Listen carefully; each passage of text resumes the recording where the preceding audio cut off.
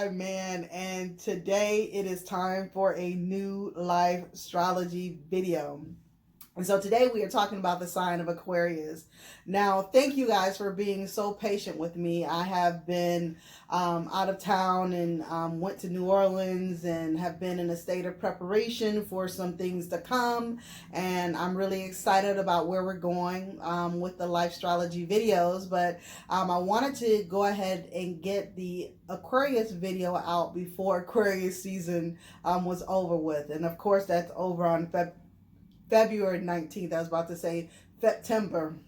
Anyway, let's get into it. So, of course, Aquarius their season is from January 21st through February 19th. They are the inventors of the group. And they are the inventors of the group because they are ruled by the planet Uranus. Now, you guys are probably going to hear the fan come on from the heater. Hopefully, it won't distract you too much. But we're going to keep going.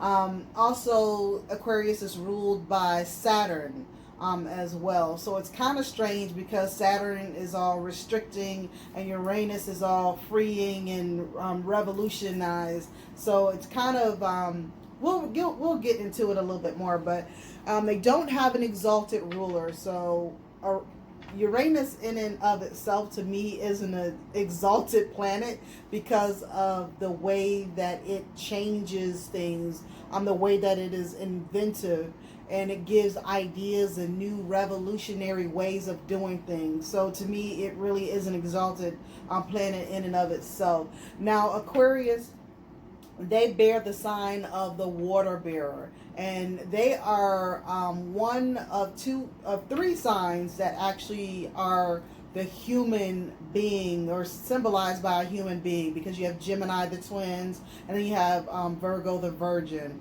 and then Aquarius the water bearer. Now, with the water bearer being or carrying a vessel that symbolizes an open-ended spirituality, also offers what is sustenance of life, which is water, and it gives us that freely to everyone. It doesn't give it to just some people, it's for everyone.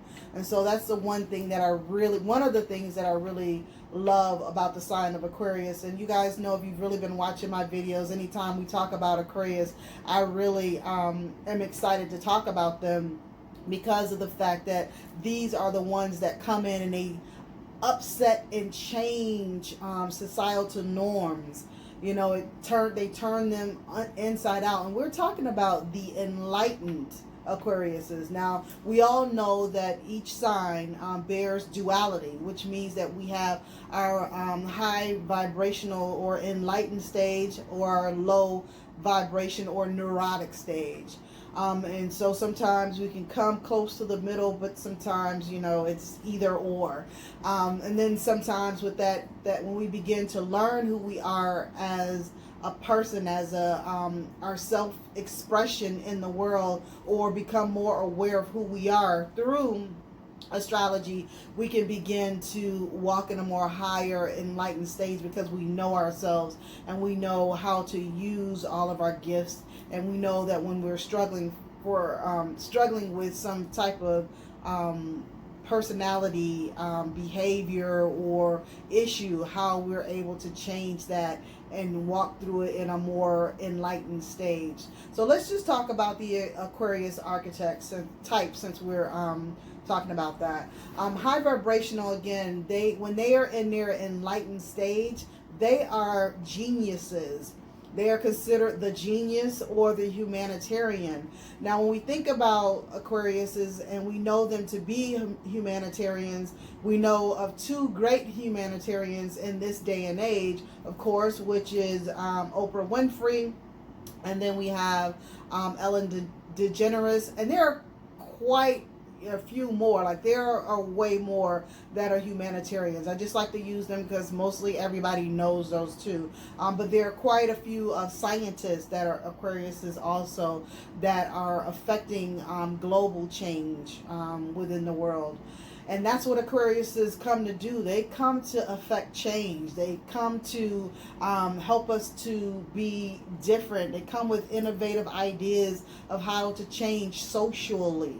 So, and that's them and their enlightened stage, when they are in their low vibration, or what we would consider also the neurotic stage, they are the contrarian. They are also the robot. The gifts that the Aquarius possess are freedom, originality, inventiveness, progressiveness, and humanitarianism. The things that they struggle with are their aloofness, unpredictability, stubbornness, contrarianism, and their perversion as well. So their personality, when we talk about the Aquarian personality, we know that they are fascinating people, even in their aloofness. And I guess because in some states, be myself, I can be aloof as well. I just call that a high focused characteristic. Some people can see it as a flaw. I don't, because I think sometimes certain parts of you are necessary and are needed. And that aloofness with them, some people, it just depends on the person. But I myself don't have an issue with that. We know that the Aquarius is an air sign, and they're all about the mind. Their mind is right up there with the ethers. Now, when we talk about air signs, they are the last of the air signs, so they possess all the qualities of air, like all the air. So we have like Gemini, who's the first air sign. Then we have the sign of Libra, which is, in the middle, the second air sign, and Aquarius being the third air sign. We know airhead, air meaning intellect, brain, that type of thing. This is where they come with that genius thing. That's where we get the term airhead from, the air sign, and they're all about the head, all about the intellect. And so Aquariuses, they see things differently from the rest of us. They tap into other dimensions, things that would be otherwise hidden to us. They are not hidden to the Aquarius. They solve problems quickly and find the most inventive solutions. This is how you can tell an Aquarius from anybody. Give them something hard and they will come up with the most inventive solution. You go, okay, that's an Aquarius right there. I know them. Their minds are brilliant, and they are the most original. And they're original again because they are ruled by the planet of Uranus. Now again, we do know that they are ruled by two planets, which is Uranus and then the other Saturn. And we know those two planets to be totally two different planets. So based upon which planet rules them the most or the most strongly, then they're going to possess the qualities from that particular planet. Now, either way, they are creative geniuses who can channel incredible insight. Depending upon which planet's rule is the strongest, the Aquarius personality can manifest very differently. They are the rebels of the zodiac who create necessary social change through innovative ideas that bring about revolution. Now, the whole point of the videos that I have been doing is to really talk about their journey. And the reason why I want everyone to really watch every video, regardless of if that's your sun sign or not, because we already know that we do have Aquarius in our chart somewhere. And in our chart, wherever it is, there may be some planets also that are in that, that sign as well. Either way, all of us have every single sign in our chart. So at any point in time, we can act like any one of those signs based upon the house that it's sitting in. So you have to really take a look at that. A lot of times when we are, talking about other signs, we don't realize that every sign is necessary, regardless of if you have gotten to the point where you can understand that sign and why they are the way that they are. Because even in what we would call their underdeveloped strengths, because they are strengths, you look at sometimes with certain signs and we say those are weaknesses.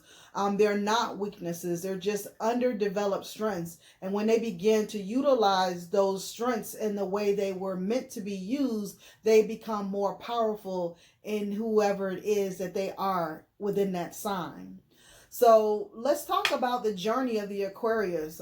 Their journey is to free humankind. You know, all the biases that we have, all of the boxes, the lines, the limitations that we put on each other. They're here to free us from all of that. They are truly here to free us from all of that. So, and when I say that, I'm talking with respect to the enlightened Aquarius, because a lot of people will know some Aquariuses and they'll say, well, they don't seem like they're supposed to free humankind. Well, they are. You know, their highest potential that's their highest potential. Now, if they're walking in their lowest potential, the lowest vibration, or what we would call that neurotic state, then, you know, they just have some work to do. We just have to look at people for who they are and where they are at that particular time in their lives.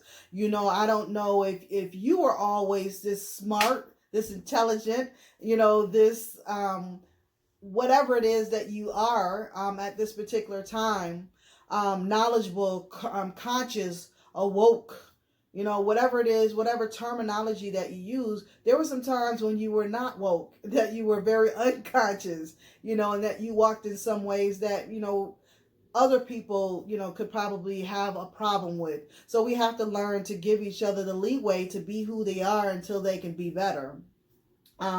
So again, let's talk about the journey of the Aquarius. Okay, they are to free humankind.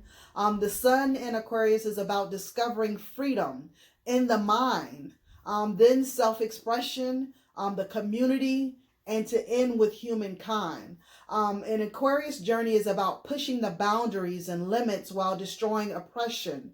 You know, they're all about, you know, people who are oppressed. They don't want anybody to be oppressed. Everybody has come into this lifetime to do a particular thing, and Aquariuses want you to be able to do those things that you came to do. Now, their journey is important because they progress humanity. They're the reasons why we are as far as we are. You know, they're the reason why we are as evolved as we are, because they themselves have taught us through innovative ideas ways to move along. So they help us to move along. The enlightened Aquarius' journey begins when they learn that true freedom begins with the self, and that love for mankind is not a concept or even just a thought, but a feeling through experience with the whole heart. It is then that they offer it to others, that they themselves find the ultimate freedom. So once they begin to find that particular thing in themselves, because they are so free, they want everybody else to be as free as well. So in that aspect, this is why we need them. We need them, you know, to get to that point where they're in that enlightened stage where they understand that love for mankind is not just a concept, that it actually can be a reality. And so they move in ways to kind of figure out how to innovatively create that love in the world.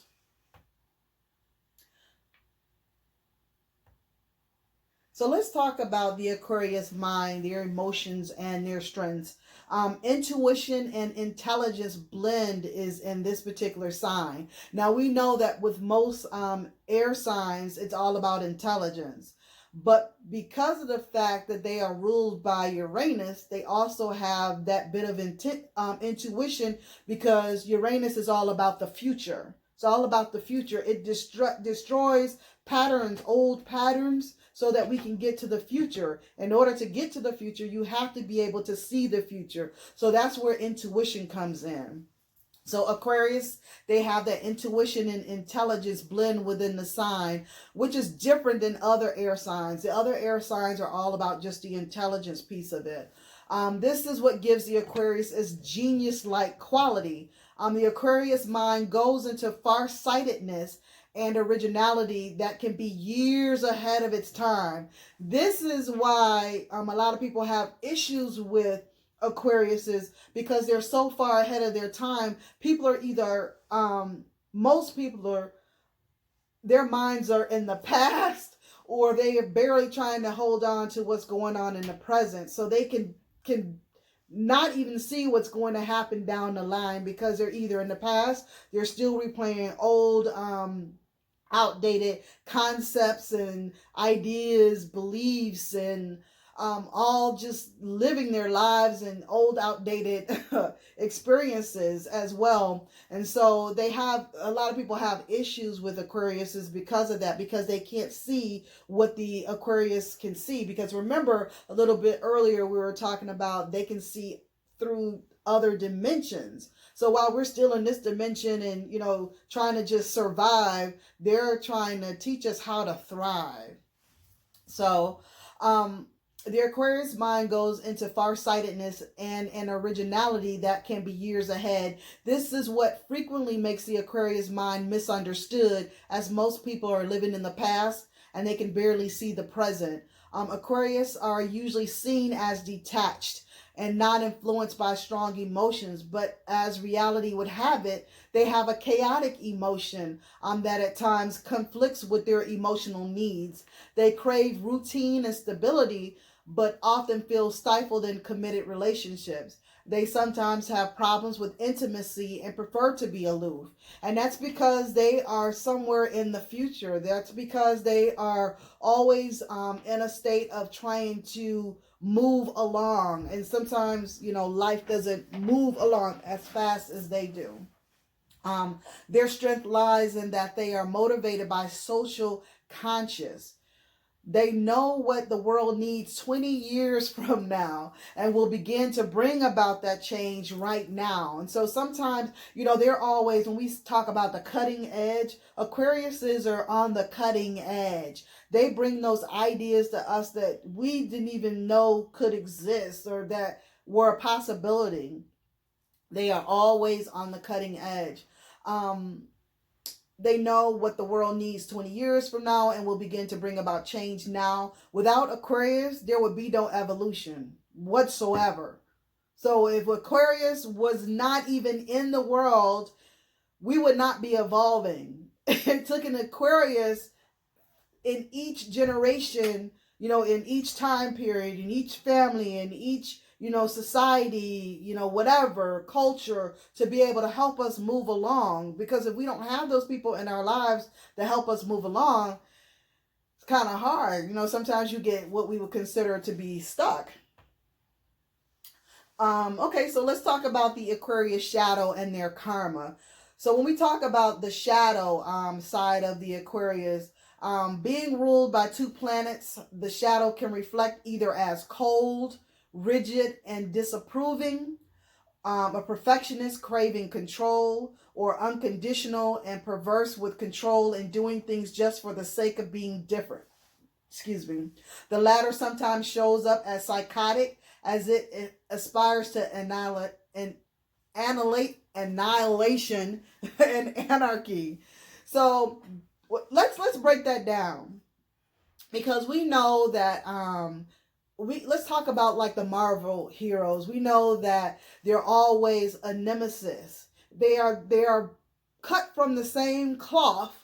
They're literally cut from the same cloth, but either one is trying to move society along and trying to help, those that are oppressed, or they are on the other end of that same line, just on the other end of it, they're trying to exert control and rule over people. They're trying to oppress people. So what we would consider to be the opposite, it's actually just the other side of the coin.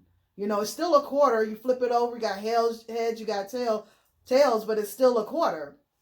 And so that's why you begin to see with those who are still, working through their shadows, they are either dealing with that perfectionist mentality and craving control, or they're, in a different state where they're not doing that. And so let's talk about the karma. Each zodiac sign has a particular karma that they have to work through.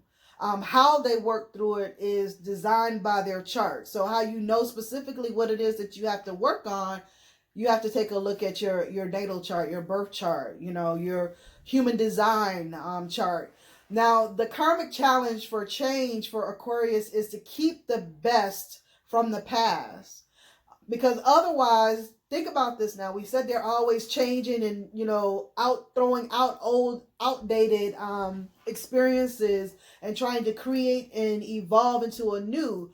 But they have to remember there are some good parts about the past. Let's keep those particular things so that we can use those as tools to help us in the future. So their karmic challenge is for them to learn how to keep the best parts from the past and let go of the bad stuff, and to be, I won't say bad, let go of the stuff that no longer served them or us as humanity, and to be flexible about evolving, because evolving, you have to be flexible. You have to be willing to change at any moment, but then you also have to be able to be flexible about how you change. And most Aquariuses, they have a picture and they want to stick to that picture.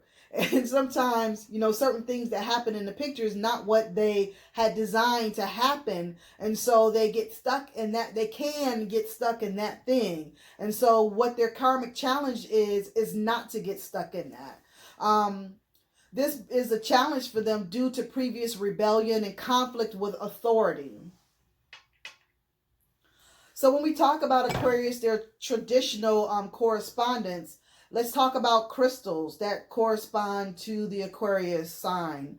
Amber, angelite, blue celestite, blue obsidian, bogey stone, fluorite, labradorite, magnetite, and moonstone. If you notice with the crystals, many of the crystals are blue.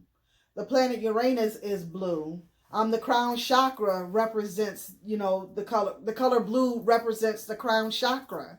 So, you know, when we think about the Aquarius, the crown chakra, okay, we're going to get real deep this year. We're going to get real deep this year, but we're going to go ahead and lay down a foundation so that we really understand what we're talking about as we move along.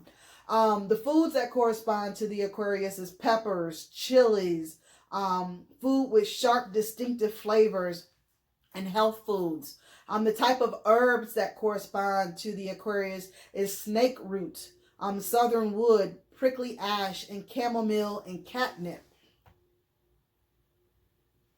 So we just went through some things about the Aquarius and their journey. And the reason, again, that I really want us to really pay attention to each sign, not only because they're a part of our own natal chart, but also because so that we can begin to understand one another. And so you're not expecting people to be who they're not.